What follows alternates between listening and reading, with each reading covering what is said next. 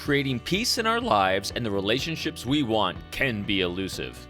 Welcome to the Forged by Trust podcast. I'm your host, Robin Dreek, executive coach, former U.S. Marine, spy recruiter, best-selling author, and your trust and communication expert. Today's episode, Create the Relationships That You Want, is brought to you by our guest, my good friend, world-renowned body language expert, Blanca Cobb, and her incredible body language speaking, training, and consulting services. Do you ever feel like people just don't understand you? It might be because your body language is getting in the way of your words. Let Blanca help you with a body language audit.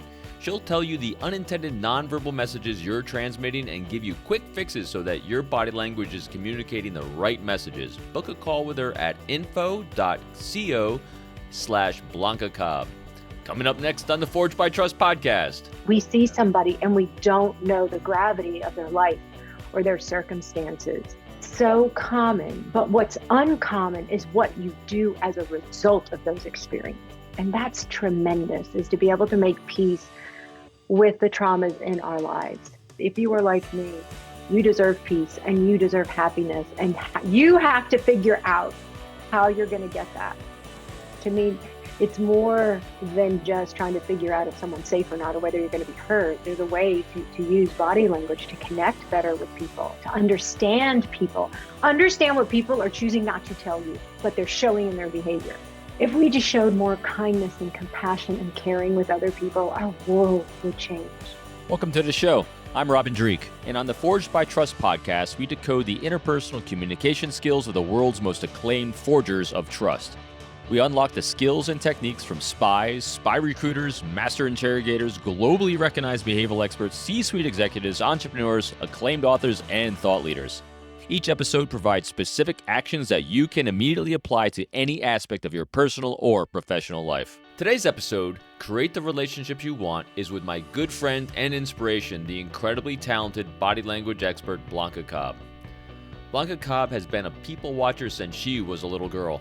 From a distance, she's watched people to get a sense of who was friendly, trustworthy, and approachable.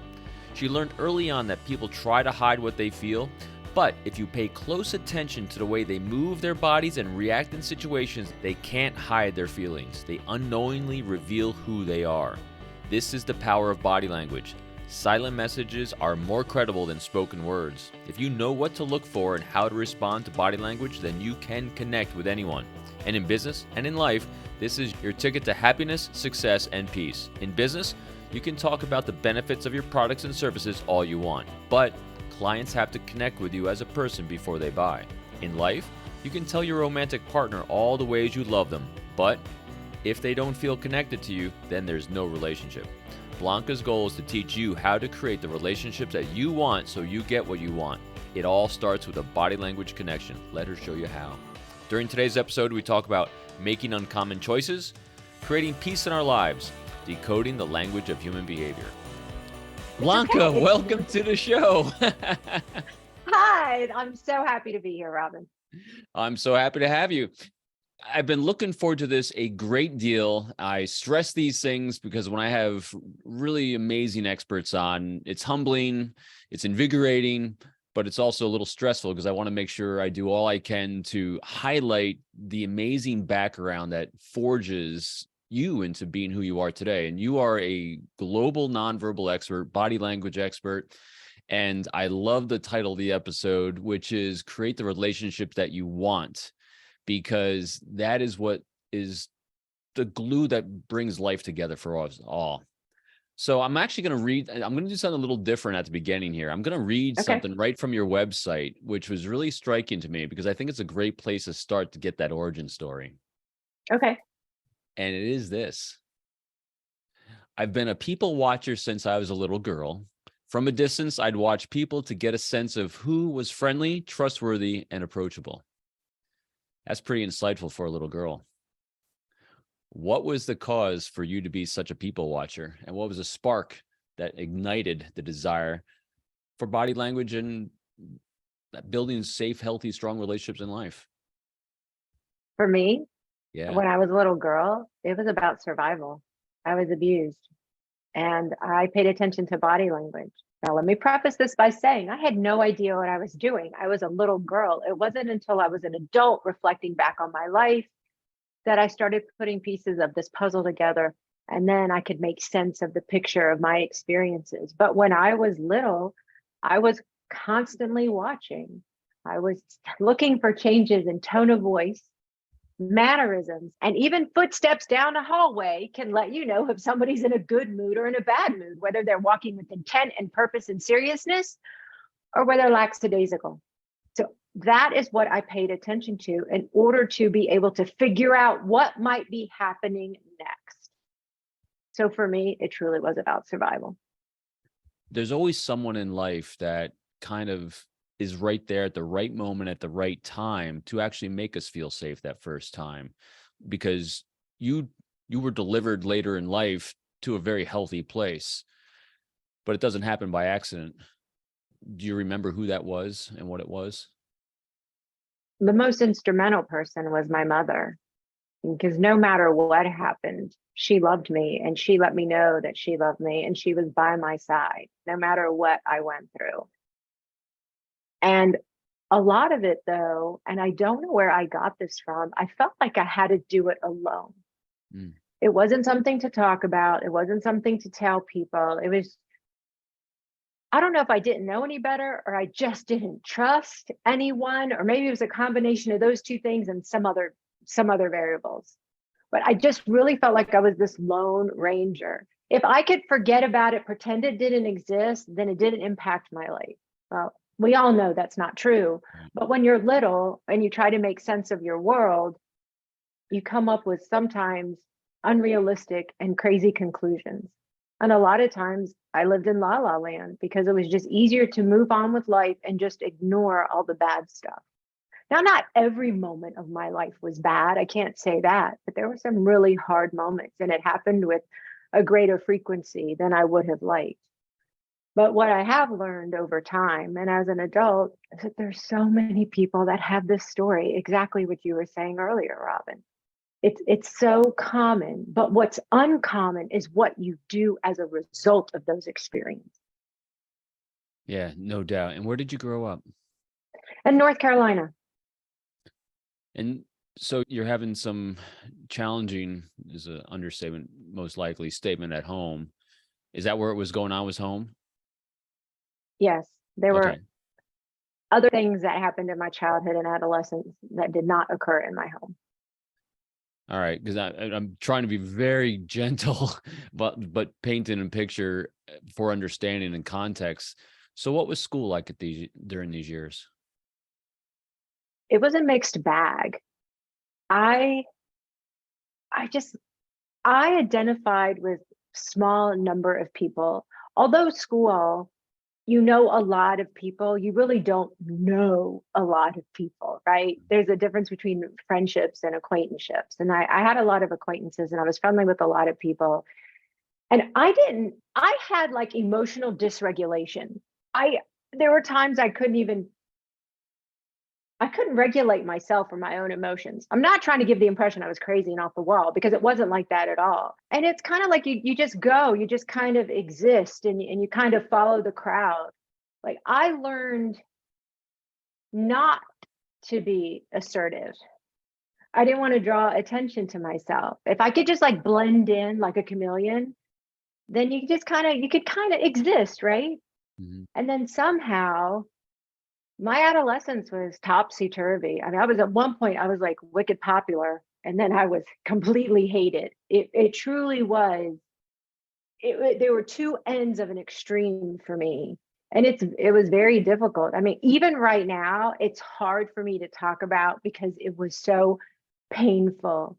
And from the outside looking in, I'm sure people didn't realize what was going on. But doesn't that hold true with so many people? We see Yeah. somebody and we don't know the gravity of their life or their circumstances.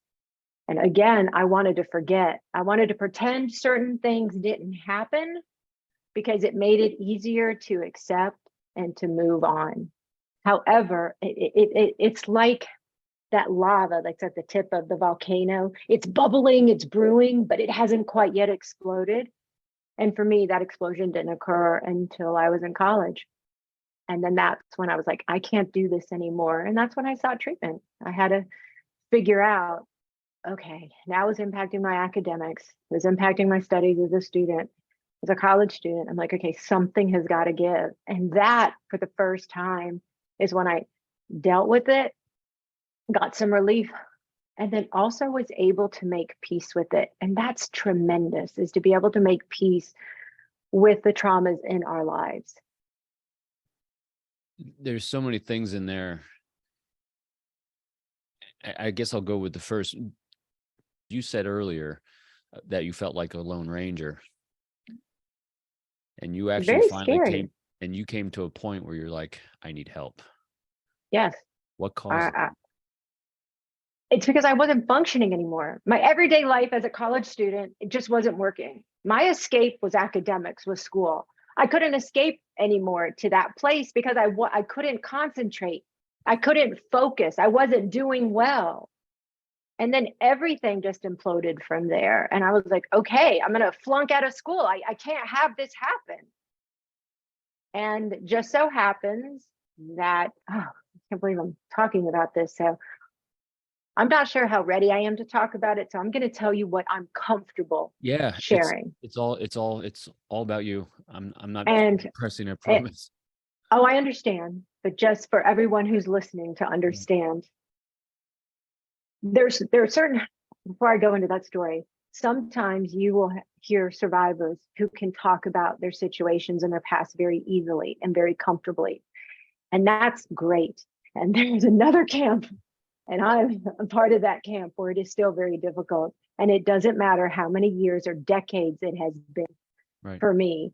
Sometimes I can do better talking about it than others.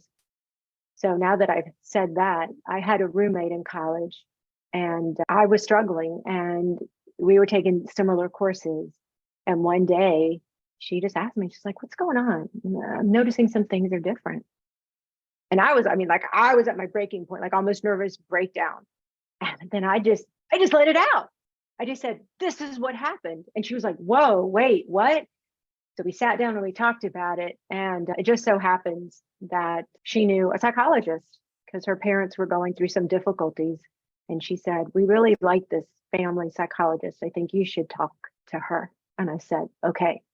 And that's what started. So as much as I was scared to face some things in my life of what had happened in the past, I knew I had to change, because I was going to go downhill fast, because that's where I was going. No brakes. Right. And obviously I was going to crash. And then going through that process of healing is difficult, because you have to remember things that you don't want to remember, or deal with things that you thought you never had to deal with, or make realizations that this is much more difficult than you possibly thought. Realize how broad this is in impacting your life. I was dating somebody at the time, and I just kept wanting to push him away. And I'm like, why? Why do you want to be with someone who's like a mess like me?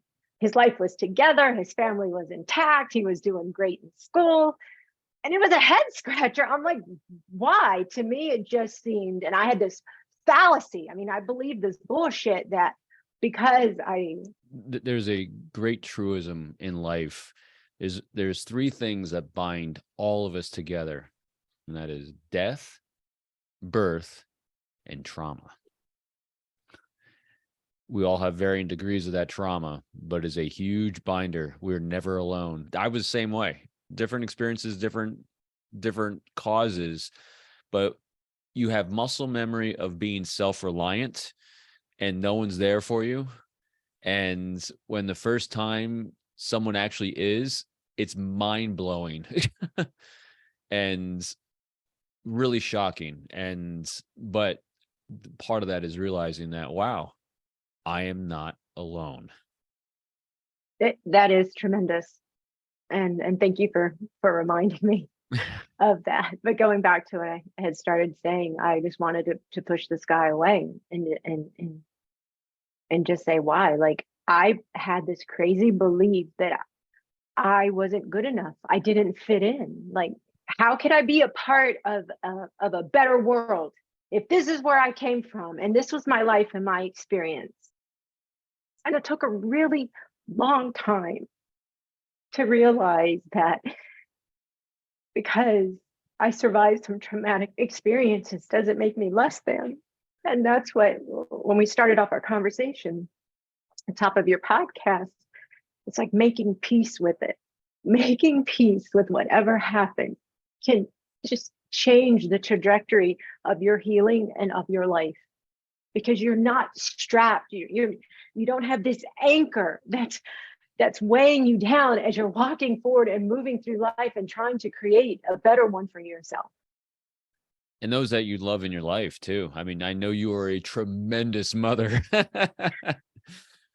That I am, and I'm very proud of the mother that I am for my children. And no, to everyone who's listening, I am not perfect. I will never aspire to be perfect. But my kids, as most parents who love their children, they're your most important people in your life, and there isn't anything that you wouldn't do. And I can say I was probably a little over the top when it came to protecting my children, because there was no way on this planet, as long as I was breathing, that something bad could happen to them. That was in my control. Right. I mean, as parents, as soon as your kids walk out the door and go to school or go to a friend's house or wherever, as much as you want to control it, you cannot. So as much that has been in my control, I've been able to make sure and ensure that my children have had a completely different childhood than mine and have grown up very safe. Awesome. So I want to go back again to the traumatic years, but on a positive side, because this is going to start forging the path forward that you were already walking because you got into college. Did you have a sense yet when you were younger what you wanted to do when you got older? Like, what did you go to college for? Oh, yeah. I wanted to become a pediatrician. Okay, so I was flunking out of organic chemistry and physics. I couldn't handle it. Why did you want to be? Why did I want to be a pediatrician? Yeah, what was the spark for that? That's great. It is just to help kids. I was a hurt kid. I wanted to help kids. That was it. I wanted to make life better. It was truly that simple. Do you remember your first exposure to a pediatrician? There's a lot of people that see or get exposed to someone or something that becomes an anchor of what they want to do. What was why pediatrician? There's a lot of things people can do. Yes. Well, no, I don't. My family was always involved with the military. So with military doctors, they rotate so much. You really don't have one in particular like you do in the civilian life. All right. So this is where it's an interesting question. You're asking me some interesting questions I've not been asked before. So my family's from South America, and my mother is Colombian and my father's Venezuelan. So I'm a mix of the two cultures, but primarily identify with Colombia. And my mom, who came to the United States at age 18, didn't know a word of English, nor did she understand the culture. There were certain professions that she was so involved with in the United States initially, right? And once, and she had a baby girl. I was born here in the United States. I'm first American born. So after she moved here, she met my father. They fell in love, got married, and a couple of years later, I popped out, which was a surprise because they were not planning on having me. Anyway, there was just certain professions my mother would just talk about, doctors and lawyers.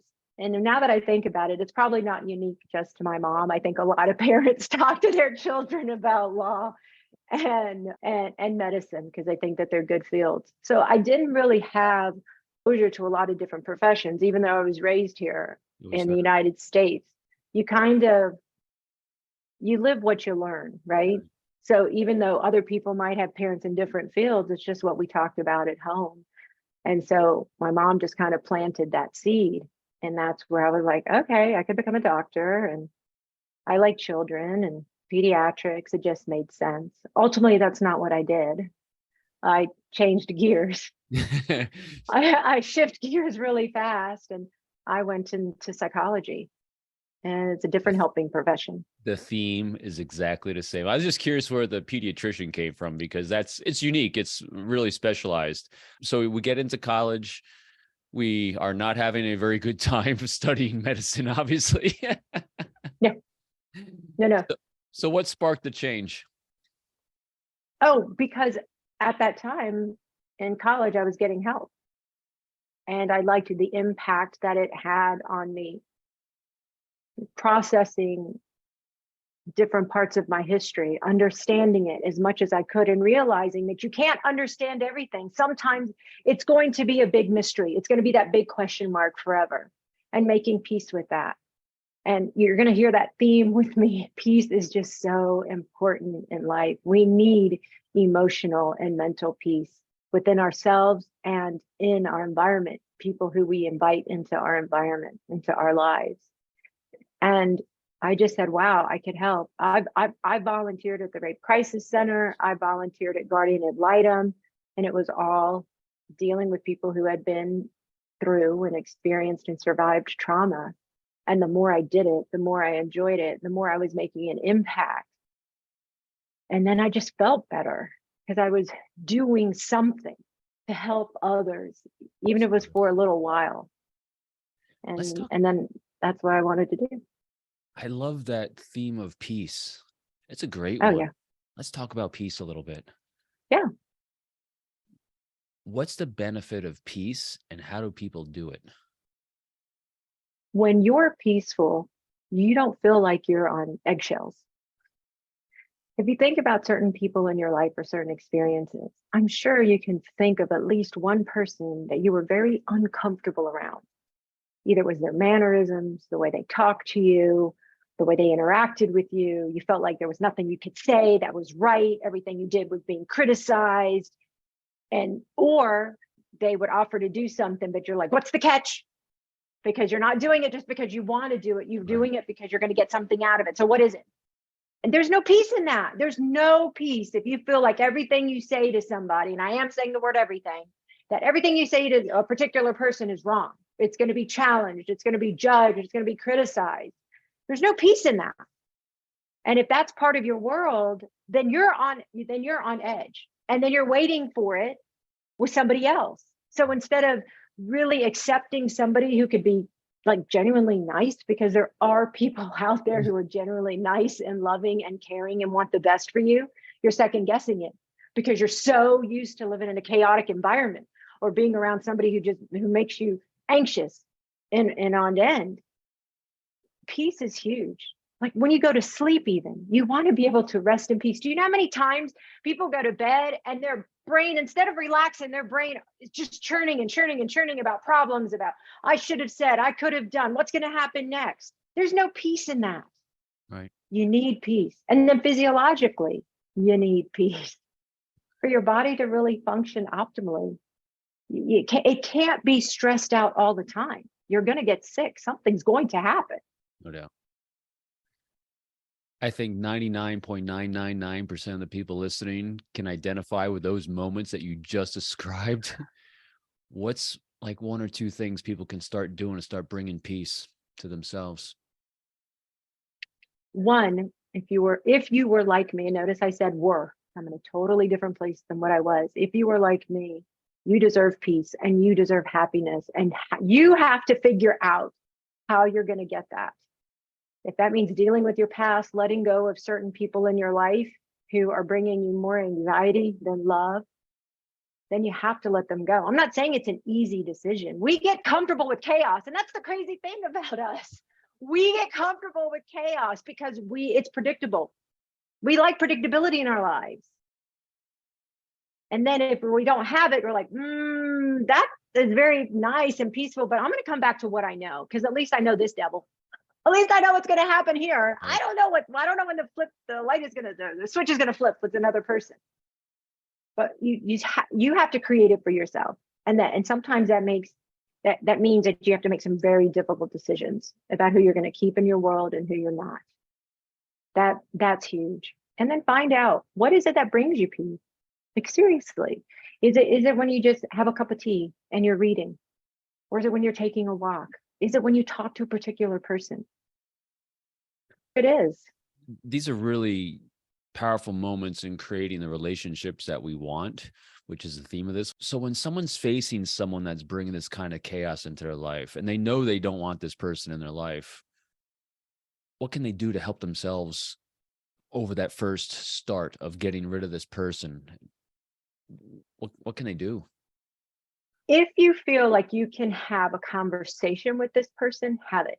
If you feel that it isn't going to be safe for you emotionally and definitely physically, don't have it. So let me give you the two examples. So you could say, I don't know what's happening. I used to really enjoy the time that we spend together, but as of late or the past couple of months, I noticed that things aren't. Things seem to be rocky. Be specific as much as you can be and say, this is how it makes me feel. It makes me feel like I can't relax around you. It makes me feel like I have to watch what I say or I'm walking on eggshells, and it's not a very good feeling. So I'm wondering how you feel, what's your perspective, and what we can do about it. Give people a chance. Maybe people just don't realize what's happening. But after that conversation, and if you're really telling how you're feeling inside and you're sharing your truth and it's not being respected, then cut them off. And you can either tell them or not tell them. You say, hey, look, we try to talk about this. It's not going anywhere. I think it's best that we part ways. I wish you happiness. You want to wish people happiness. To me, having that angst, that anger, that hurt inside, it just weighs you down. To me, it's let them go in peace.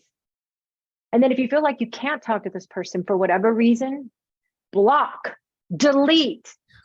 You do not owe them an explanation. Right. If people do not respect you and make you feel bad, and you really get the sense that they know better, and a lot of us do know better, then you don't owe them an explanation. You owe it to yourself to protect yourself. I've heard so many times that people tend to be too nice to people. You give them too many chances. Okay, how many times are you going to take the brick being thrown at your head before you stop it and just say, enough is enough? Because next time it might actually strike, and then you may not be able to recover. So I know that's probably an extreme example, but I use the extreme examples to really get people's attention. You have to protect yourself emotionally. Because if you're drained, then guess what? You're not going to have love for the people who really deserve it in your life, who people who really love you and want the best for you and who respect you. You end up taking it out on them because you're angry and hurt because you can't do anything with this person. So you have all this angst. And so small things will trigger you, and then you just jump on somebody else. So it's like this domino effect. You just have to stop that domino effect. And it takes a lot of guts. I'm not saying it's easy. Yeah, it does. It takes guts, but you have to realize you're doing it for your benefit and also for the people that you love. Because if not, then what's going to happen is that the people that you love, they're going to be like, I'm done with you. Why? I give so much to you. I give you love and support and guidance, and I'm there for you. And then this is what I get. I get anger, and I get yelling and name calling or whatever it is. And then they're done. And then guess what? You end up alone. No. You brought up a big point in there that I was curious about. You brought up the other people in your life that you do love and that love you. That sounds like you at least might have one or two at least healthy ones in there. What do you do to include them or not include them in this process? Are they a big resource for you or not a big resource? That's the $1 million question. It's easier if when you were going through all of the struggle and all of the pain, if you had a stable person, a person who really loved you or cared about you during that time. It's when time has passed and you moved on in your life and you meet new people and you get good vibes and you're like, okay, I'm feeling pretty good. I want to hang around this person, or I want to have a friendship or relationship with this person. And then the closer you get with someone, it's natural to start talking and sharing vulnerabilities of your life, right? We all know that life isn't always sunshine and roses. So there are going to be dark moments and thunderstorms that we've all experienced. And making that decision about whether to share with that person or not. And it's very scary because it makes you what? Vulnerable, which is when you were vulnerable in the past, someone took advantage of it and someone really hurt you. And so now you're in a position, not the same type of hurt now that you had in the past, but to share. What are they going to do with that information? Are they really going to see you now as a person you are, or they're going to think about everything that you have shared and they ruminate on that? Is their opinion of you going to change? What are they going to do with that information? Are they really going to keep it to themselves, or are they going to tell somebody? It's that level of vulnerability. And what I say is, you have to have time to make sure that you're comfortable in telling this person, and realize this: the minute you open your mouth, no matter how many promises that person makes, it's between me and you. I'm never going to tell anybody. It's in the vault. It's in the bottom of the ocean. And they tell, you have to be okay with that. You have to be okay with that. Just because you're friends today or you're in a relationship today doesn't mean you will always have that friendship or relationship, and people can change. So you have to be very careful. But I do think if you find the right people or the right person, it enriches an intimacy in your relationship. And I'm not talking about a romantic intimacy, because you can have an intimacy in a platonic friendship with somebody when you really get to know each other better, almost like a sibling or a cousin, a familial relationship with somebody, right? Because it helps people understand you. So for anyone going, but why? What's the point? It happened a million years ago. Why do I need to tell somebody now? It depends on where your relationship or your friendship is going. And if it helps them understand you. For example, with me, I didn't like my kids to spend the night with anybody. And it had nothing to do with the parents, because sometimes the parents were just like really cool, but there were only certain parents that I felt like really, really comfortable with. And it was a Blanca thing, right? Based on all the baloney I went through as a kid, as a child. I was like, okay. So when you share, then people understand, and they're like, oh, I get it. I understand you. And then they're like, oh, it makes sense. This is why you say, or this is why you do things. So it's really for understanding, but you do have to be selective in who you share private information with. No doubt. And it takes a lot of courage, coming from a background where there's no feeling of safety, to decide that I'm going to feel safe with someone, or at least give it a shot. Again, a lot of people have varying degrees of this desire or willingness to be vulnerable. How do you assess, and what are you assessing to, when you're looking at someone and making that choice, I can trust this person with this information? You look at their behavior over time and how they respect you, if they respect you. We always hear about how somebody treats other people. How do they treat other people's confidences? Do they come back and say, oh yeah, do you know what Charlie just told me? Blah, blah, blah, blah, blah. Really? Okay, so to me, that's a big red flag.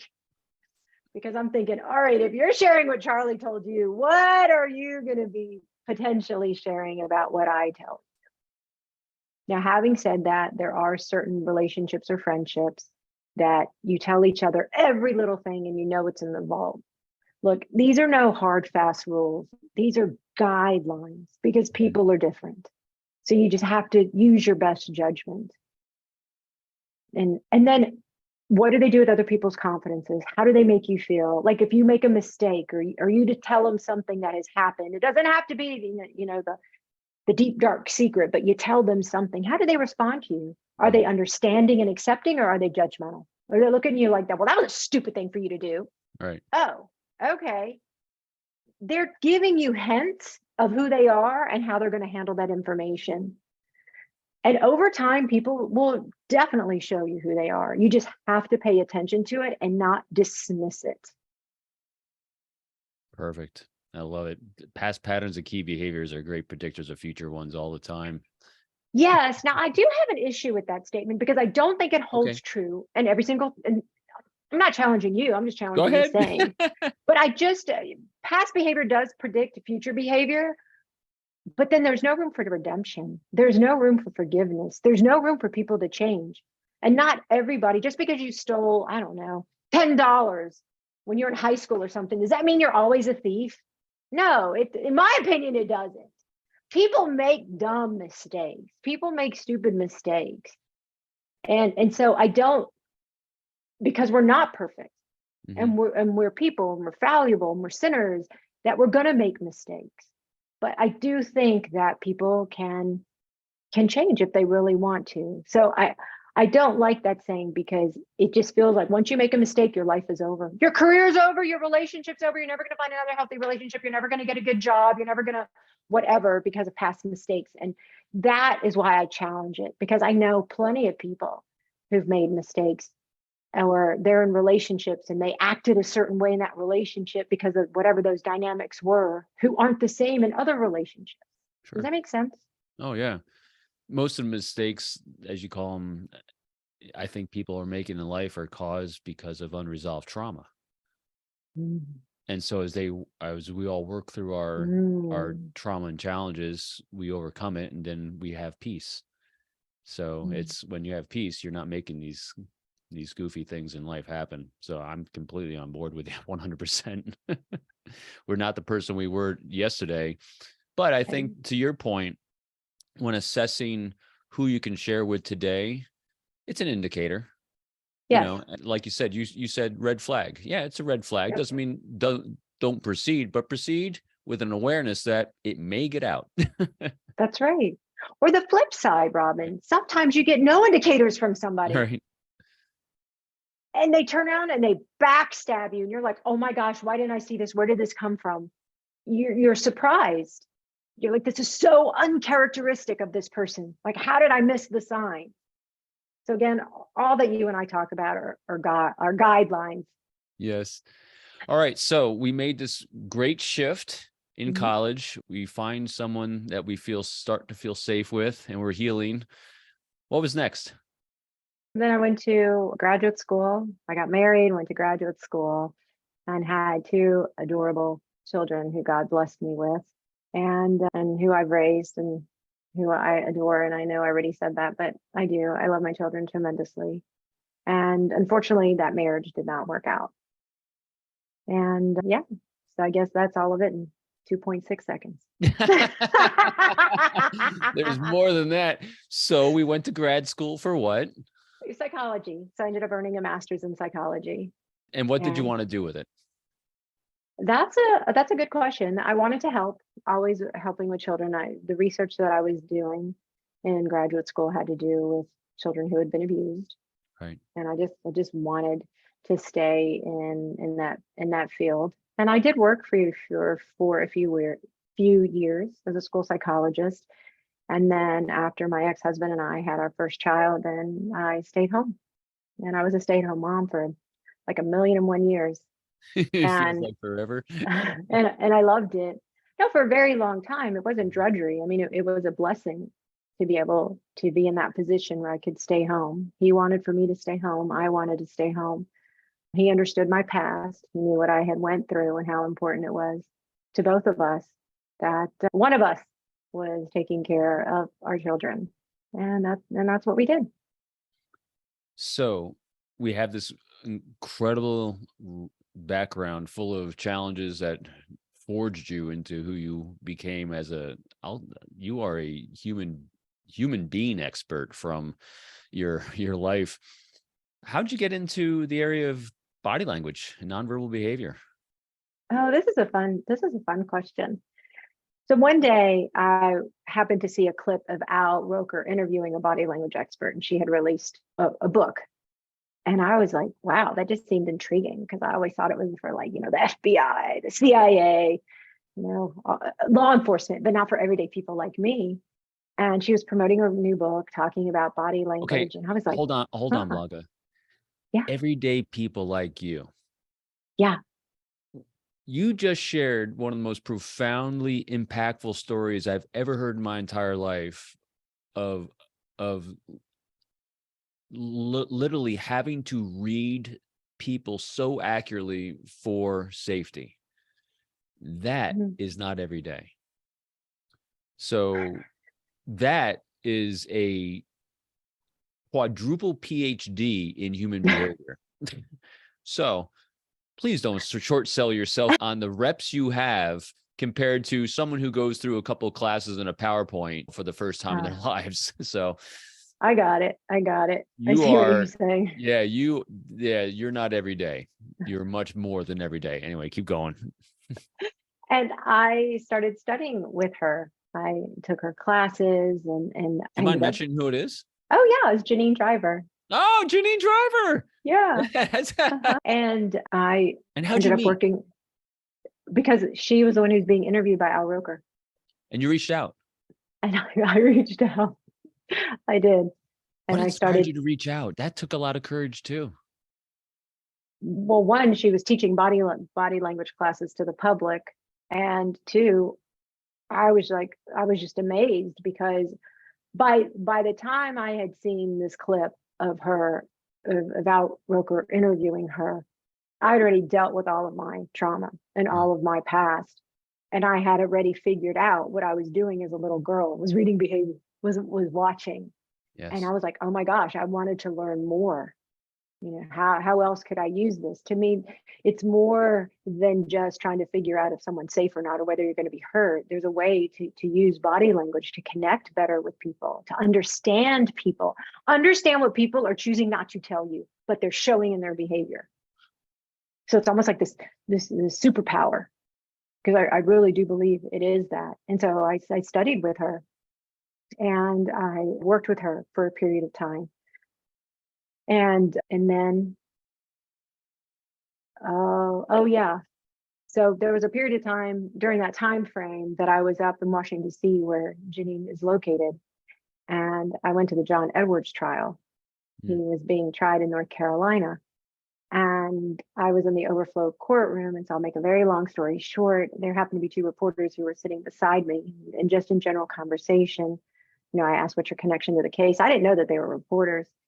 And so they told me, and eventually they asked me, well, who are you and what's your connection? And so I told them. And next thing I know is when I had my first media interview with Fox. And then from there, it just exploded. That saying, being at the right place at the right time, well, that's definitely what happened.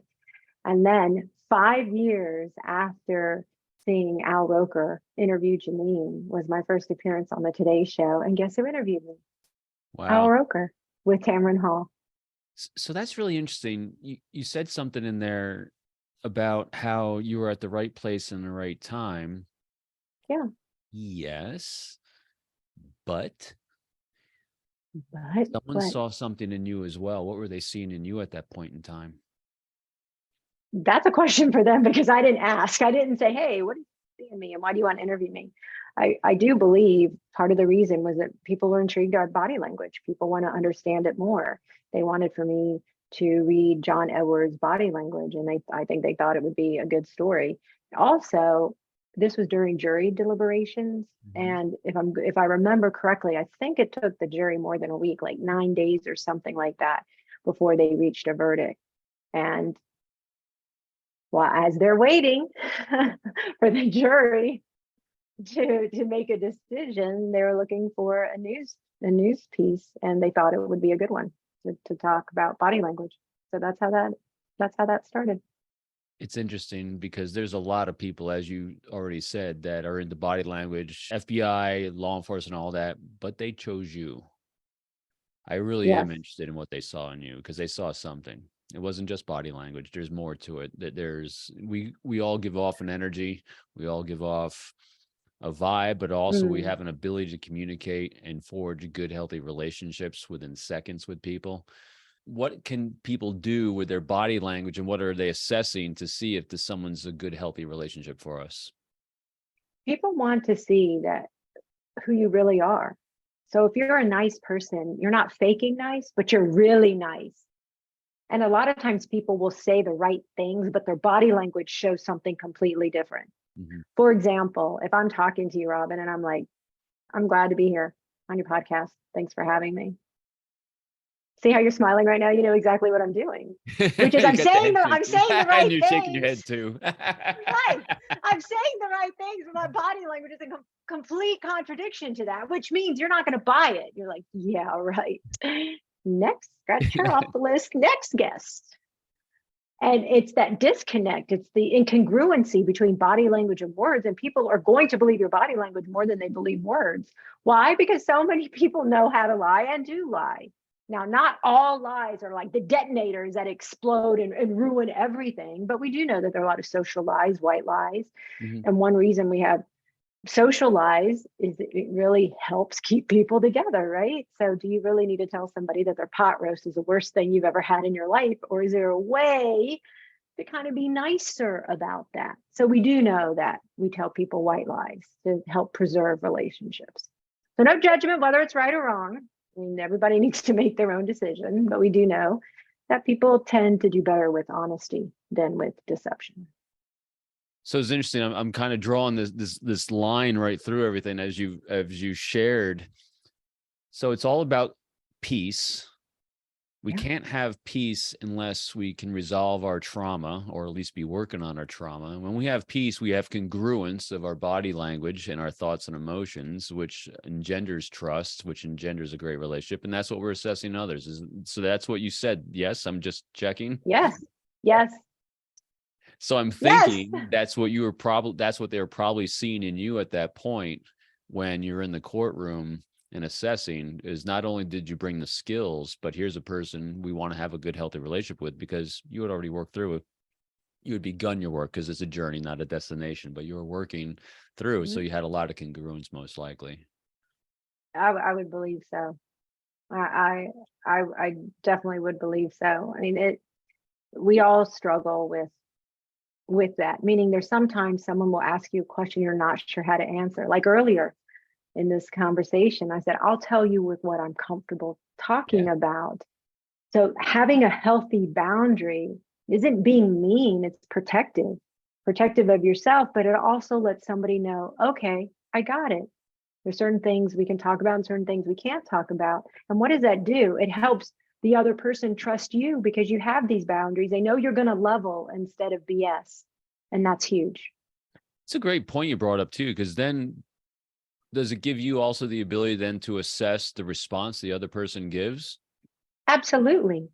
And then later on, you can come back, whether it's in the same conversation 6 months or 6 years, and say, hey, we started a conversation a long time ago about X, Y, or Z, and I wasn't quite comfortable talking about it, but now I am. Is it something you'd be willing to listen to? Awesome.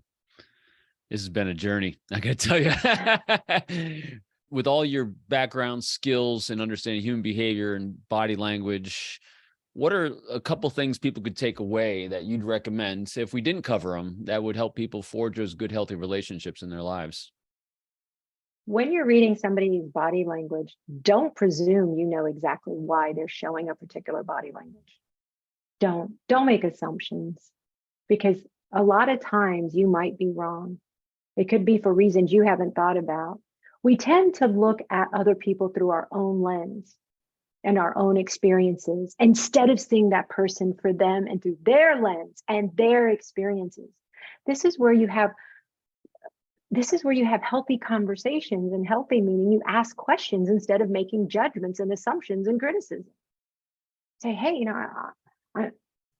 I'm hearing what you're saying, but it makes me wonder if there's something else that you're not saying because of X, Y, or Z. And then the person could be like, yeah, I don't want to talk about X, Y, or Z right now. And I'm feeling a little uncomfortable because I feel like I have to tell you. And then that's your opportunity to say, no, that's a misread. This is what I really mean, or this is what I really want. Or they could say, no, it's uncomfortable for me, but I do want to talk about it. So that's why we just have to ask non-leading questions and get questions where someone can really tell you how they're feeling. And if you're going to start asking people questions with an ulterior motive, they're going to be able to pick up something in your body language and your tone of voice, your paralanguage, something that's going to put their own red flag up. And then they may not tell you the truth, or they just might shut down. So you really need to come from an authentic, honest place. If not, it's not going to go well. 100%. Leave your agenda at the door. And be Absolutely. Absolutely. And realize that people don't owe you an explanation about their life. Right. Period. It is a gift that they're giving you to talk about their life. They don't owe it to you. 100%. And I think if we just showed more kindness and compassion and caring with other people, our world would change. For whatever reason, so many people are on guard, waiting for the other shoe to drop, waiting for someone to mess up, to say something so we can attack. It's not going to get us anywhere but a big fight. And there's no peace in that. There's no peace. There's not. A lot of unresolved pain out there, isn't there? Right. So that's why I say, that's why you have the block function and the delete function. Just do it. Stay away from those people. Absolutely. It's not worth your peace. Blanca, what else did I not ask you that I should have asked you, but I was a bad host and forgot? One, you're a great host, and I can't think of anything right now. I think we did a pretty deep dive. We did. Blanca, where can people go to find out more about you if they want to connect with you and take advantage of any of your amazing services in life? Go to my website, blancacobb.com. You can shoot me an email at blanca@blancacobb.com. You can find me on Instagram and Facebook and YouTube and Twitter, LinkedIn, all at Blanca Cobb. And it's all in the show notes, folks. Blanca, I can't thank you enough for coming on and being really vulnerable and sharing your wisdom and how to move forward in life through trauma, because everyone's there. So I really appreciate it a lot. Sure. Thank you for tuning in to another episode of Forged by Trust. Remember, if you want to forge trust, it's not how you make people feel about you that matters, it's how you make them feel about themselves. If you're interested in more information about how I can help you forge your own trust building, communication, interpersonal strategies as a speaker, your coach, or as a trusted advisor for you or your organization, please visit my website at www.peopleformula.com. I'm looking forward to sharing my next Forged by Trust episode with you next week when we chat with Thrive Loud podcast host and speakeasy expert Lou Diamond.